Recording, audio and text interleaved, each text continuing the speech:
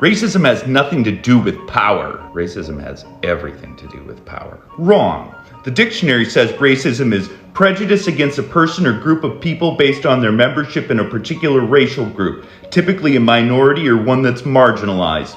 Doesn't say anything about power. Hey, while you got your phone open there, why don't you look up the definition of marginalized? You're grasping at straws.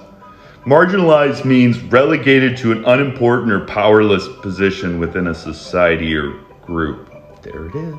That's the new definition. The old definition didn't say anything about power. The definition of apples doesn't say they're edible. Because it's obvious, the definition doesn't need to say it. Power is such an obvious part of racism that the definition didn't need to say it until racist white people started using it to gaslight their victims. Do you have any historical evidence of this at all? The term reverse racism to describe racial animus with a reversed power dynamic has been in the American lexicon since the 1970s. Reverse racism isn't a thing. If by not a thing you mean racism with an inverted power dynamic is nonsense, then yes. If you mean white people haven't been using the term reverse racism for generations to play victim like you're doing now, you're wrong. Anyone can be racist to anyone. Anyone can be prejudiced against anyone.